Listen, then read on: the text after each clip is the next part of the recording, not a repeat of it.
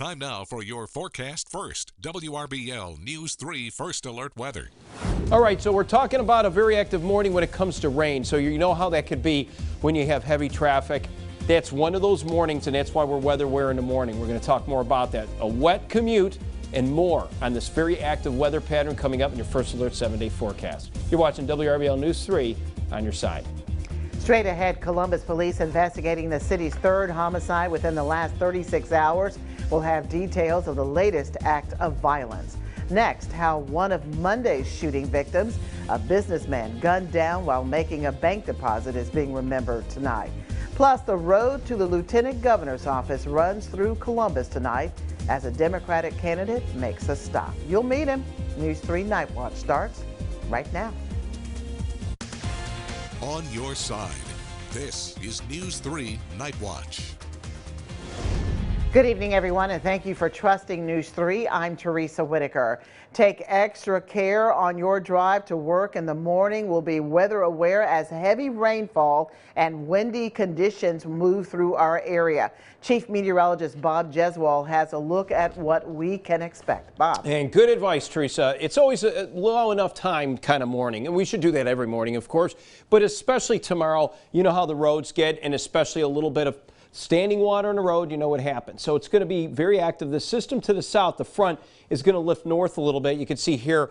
So once this energy moves north, it's going to pretty much continue to redirect. There's mist out there now. So if you're driving right now, it's just windshield wipers, that light mist. The deer are enjoying it. I see a lot of them out there this evening, especially in those rural areas. So keep that in mind. So that's what we're talking about tomorrow. Here's another radar scope. We put the blue overlay on it. The light blue is the very light, misty stuff I'm talking about. Some of it a little bit heavier near Bluffton right now, and down near Fort Gaines, you got some showers headed your way. Now, the severe risk Wednesday is almost negligible, so that's some good news. What we're looking at is generally maybe a few thunderstorms. That would just enhance the amount of rainfall and make the morning commute annoying, kind of aggravating. So if you want to see the rest of this, I'm tracking it now for your morning commute, and we'll talk about weather aware Saturday afternoon through Sunday at WRBL's radar app, and you can download it. Stay connected through Google Play or the App Store. It's there for your liking. Teresa. All right, thank you so much, Bob. Columbus police are investigating a homicide tonight, the city's third in just 2 days. Columbus police responded to Park Properties on Far Road around 7:45 tonight after receiving reports of a shooting. Police confirmed one victim was killed in the incident. The person's identity is not yet available. This is the city's 67th homicide so far this year. Stay with News 3 on air and online as we continue to gather details in this ongoing investigation. We're learning more details tonight about the victim of Columbus's 65th homicide, a businessman gunned down while trying to make a bank deposit.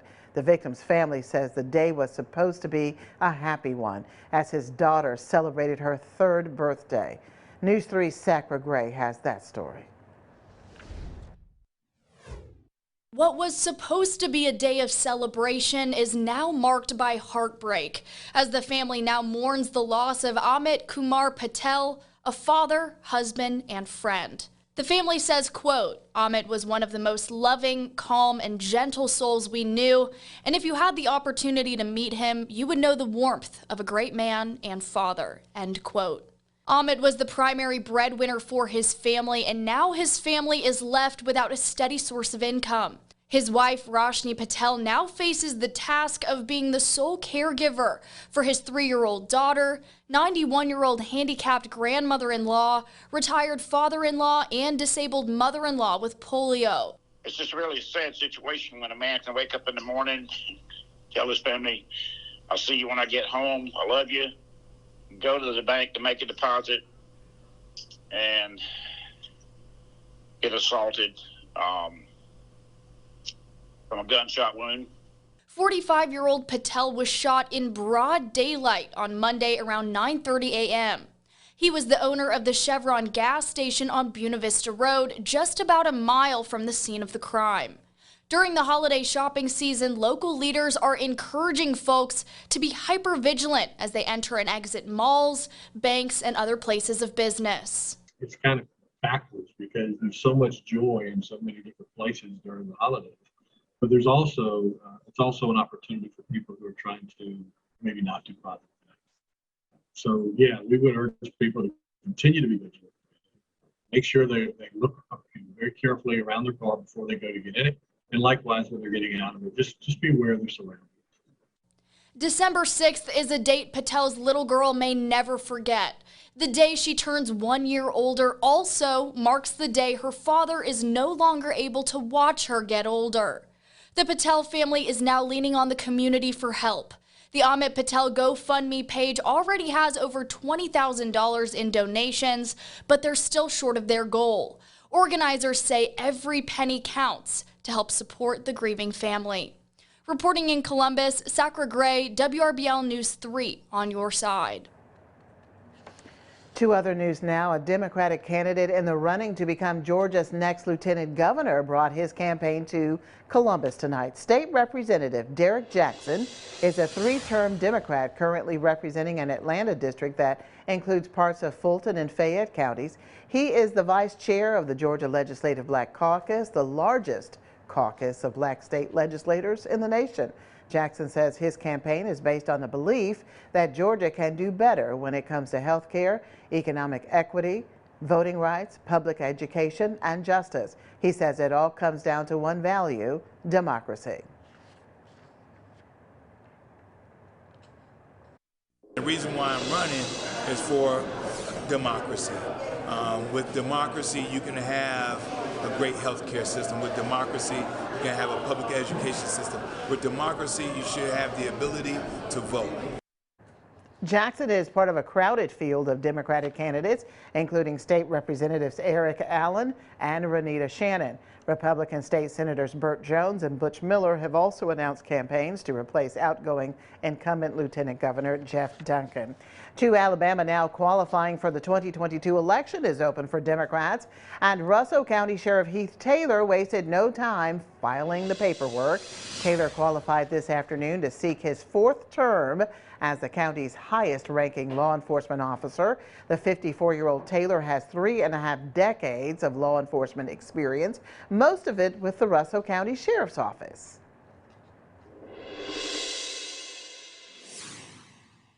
I really think that our community and the world that we live in today has to have senior leadership in law enforcement that understands both sides of the aisle and can bridge the gap between what everybody's asking us to do. Taylor faced opposition 12 years ago, but was not challenged in the last two elections. As we head into the break, we want to thank you again for trusting News 3. Coming up, President Biden has a warning for Russian President Vladimir Putin. The details of today's high-stakes summit coming up in 2 minutes. News 3 is on your side with Teresa Whitaker, Phil Scoggins, Chief Meteorologist Bob Jeswald, and Sports with Rex Castillo.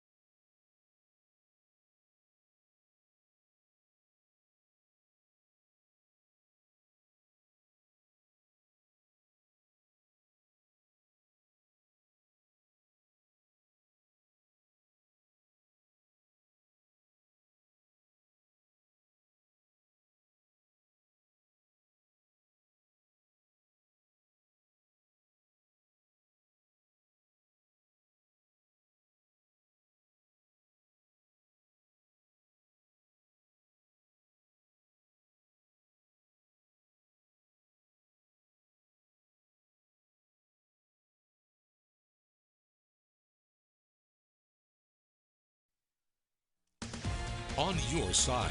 You're watching WRBL News 3 Night Watch. President Biden held a high-stakes video call with Russian President Vladimir Putin today. Natalie Brand is at the White House with details about what the two discussed, including how the U.S. could potentially respond if Russia invades Ukraine. Good to see you again. President Biden spent around 2 hours talking with Russian President Vladimir Putin. The White House says he made his position clear. President Biden was direct and straightforward with President Putin, as he always is. He reiterated America's support for Ukraine's sovereignty and territorial integrity. U.S. intelligence has warned of a possible Russian invasion of Ukraine as soon as January, with 90,000 Russian troops gathered at the border. A move Russia also took in 2014 prior to invading Ukraine's Crimean Peninsula. President Biden looked President Putin in the eye and told him today that things we did not do in 2014, we are prepared to do now. The White House says President Biden made clear that the U.S. and allies would respond with strong economic and other measures if there's military escalation. The president has also been in contact with European allies to talk about a coordinated approach. We have made clear to Moscow that we will respond resolutely, including with a range of what we have called high-impact economic measures that we've refrained from using in the past. The U.S. says it will continue to supply support to Ukraine's military as well as NATO allies in Eastern Europe. Natalie Brand, CBS News, the White House. You're on the Night Watch. There's more news ahead. Bob has your first alert forecast coming up in about 3 minutes. Hurt by a big truck? 1-800-CALL-KEN. One call, that's all.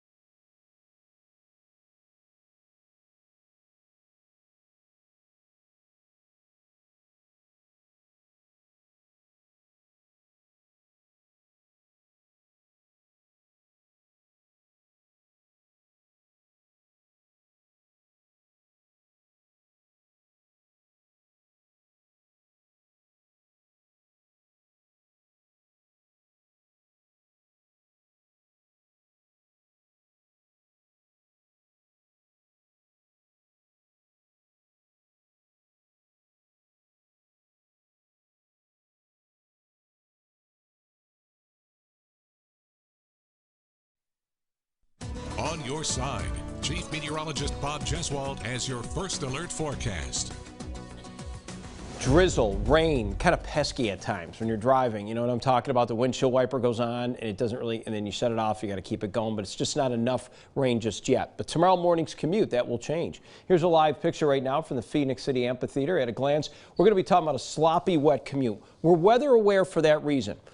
It's a wet start. It's busy in the morning, midweek, all that stuff. Busy, hurry, bustle, and all that kind of stuff. Keep that in mind. Moderate to heavy rainfall at times. If there's some thunder with it, that'll just increase the rate of rainfall. Some gusty winds too. And then we'll be focused in the extended forecast with those Saturday afternoon storms coming up. Here's a live look right now of the satellite and radar. Believe it or not, this is snow south of St. Louis and between Memphis. That's how cold that air is. So you got a collision course of two air masses here.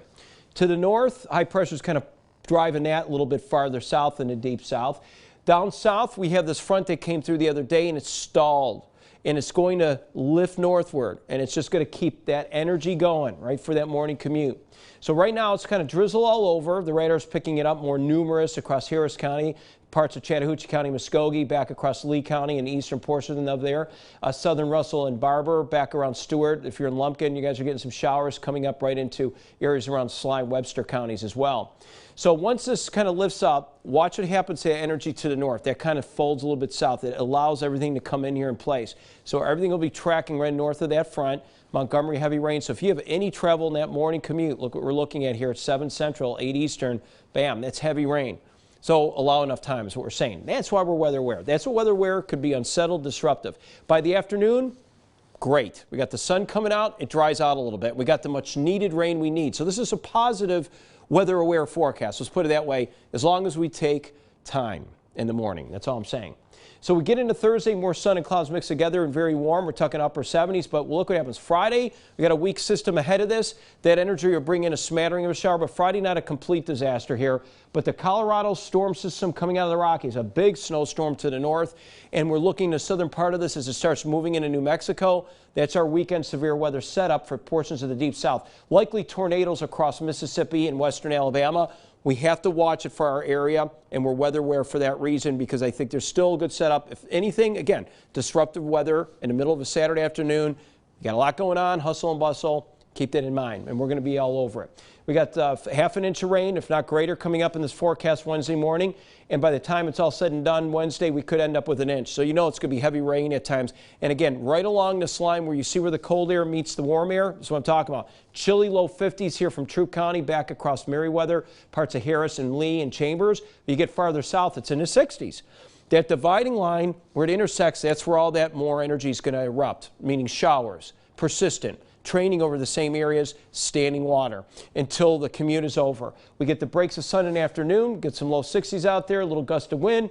That's where we're weather aware. Thursday looks good. Friday, not a bad day either. 76, oh boy, upper 70s here Saturday, and that's why that should time out with some thunderstorms, some of those severe across central Alabama. By the time you move a little farther east, we got to keep an eye on that system. And then it clears out in time for your second half of Sunday, maybe all of Sunday. Hopefully it comes in quicker and a great cooler next week in that first alert forecast, Teresa. All right, Bob, thank you so much. Stay with us here on the Night Watch. Just ahead, the long road back from COVID-19. A teacher shares her story after being hospitalized for 88 days.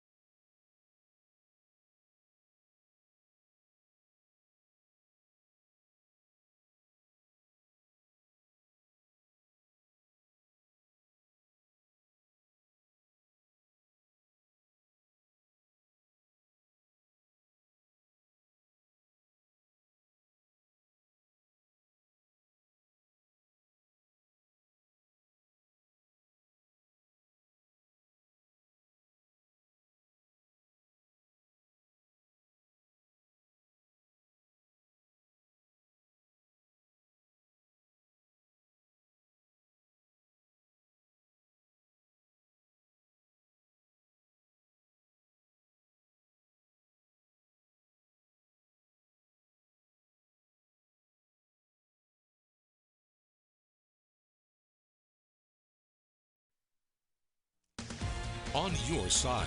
You're watching WRBL News 3 Night Watch.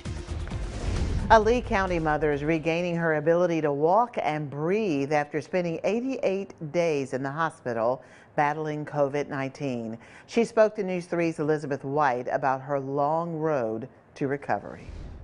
44-year-old Jennifer Ox is a loving wife, mother of 3 boys, grandmother, and now COVID-19 survivor. She's the toughest person I know, strongest person I know. Ox got sick July 3rd. A week later, she was in EAMC's ICU.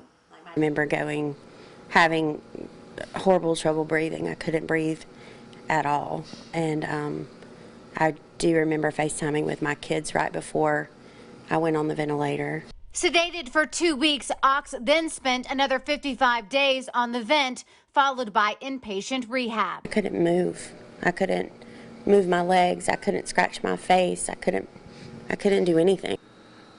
The muscle was completely, all of her muscle was completely gone. I came home October 1st and had to go back in a week later because I did have clots in my lungs, and so I had to go through that procedure to have those removed.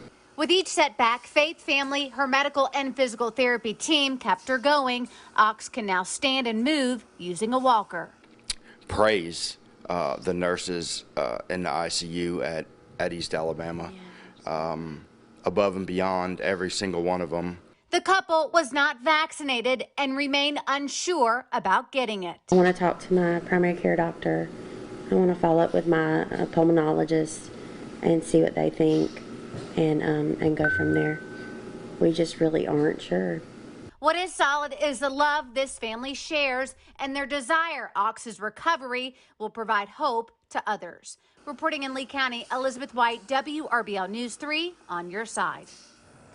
Ahead now in sports, the Heisman Trophy finalists were announced this week, and some Alabama players made a case for their quarterback, right, Rex? Yeah, Teresa, this season it's hard to deny that Tide quarterback Bryce Young has been one of the best players in all of college football. After the break, we'll hear from his teammates on why number 9 should win the Heisman. That's coming up next.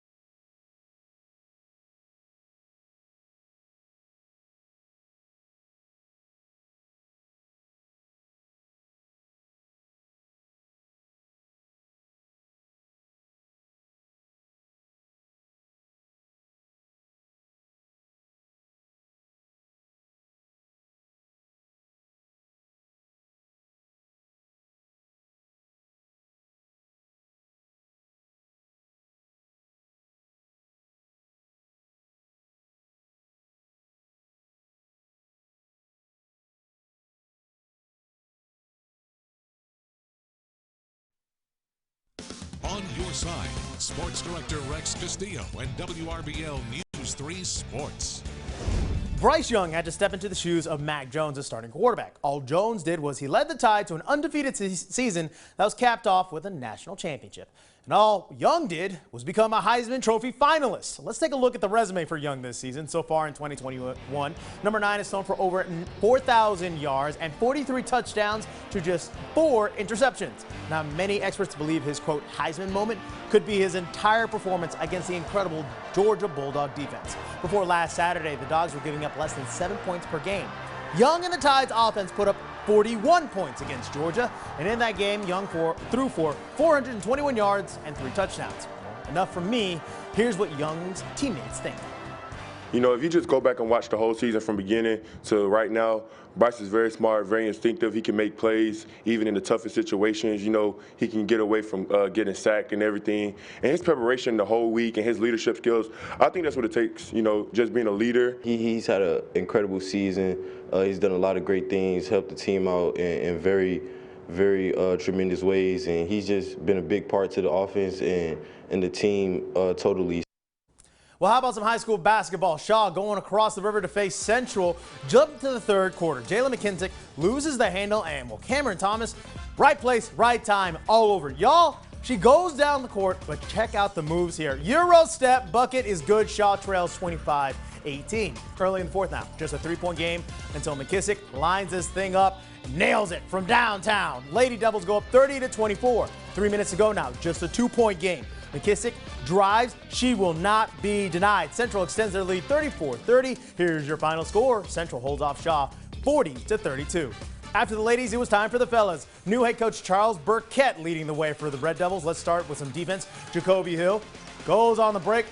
Goes up top until Murphy meets him up top for the rejection. 3:30 left now in the first. Q Billingsley from the corner. This one just a little bit off, but Kamari Sirac with a big boy rebound puts it back. Devils still trail 10-7.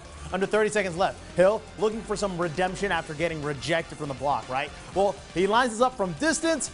Yep, it's up. It's pure bottoms. Devils up by 4, and here's your final score. Central holds on for the win, 71-57 over Shaw. Speaking of high school basketball, the 20th episode of the On Your Sidelines podcast tipped off this afternoon, and we welcomed one of the faces of Georgia high school basketball coverage, Kyle Sandy. Now, Kyle Sandy is the founder of the website sandyspiel.com. Here, Sandy gives in-depth coverage of high school basketball all over the Peach State. Sandy himself played high school ball at Sequoia High School. During his time on the hardwood, he noticed there wasn't a ton of coverage or exposure for high school players in general. After all, football dominates headlines in the South. Kyle made it his mission to change that. He travels all over Georgia providing independent coverage for high school games. And on our podcast, he talked about what it's like covering games even in small towns. Nothing beats small town basketball when it's, two good teams going at it and the communities involved. That is what high school athletics all about. And it does give me chills. When it's a big game, it does give me chills and my eyes do get watery, even though I haven't played in an atmosphere like that and forever and ever and ever. If I ever have played in an atmosphere that big, it's a super special moment for me, and I can only imagine how big it is for the student athletes involved. Check out the full episode on WRBL.com. Guys, that'll do for sports, but there's more news coming up right after this.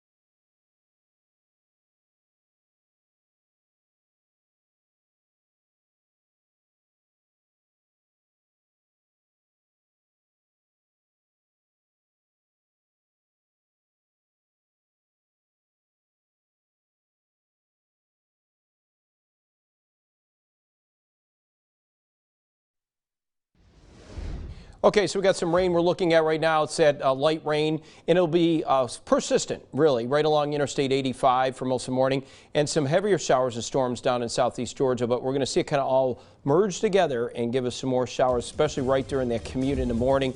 Temperatures will range anywhere from the 50s, Teresa, but just take your time tomorrow morning. All right, Bob, thank you so much. And thank you for watching News 3 Night Watch. Good night, everyone. Sleep well.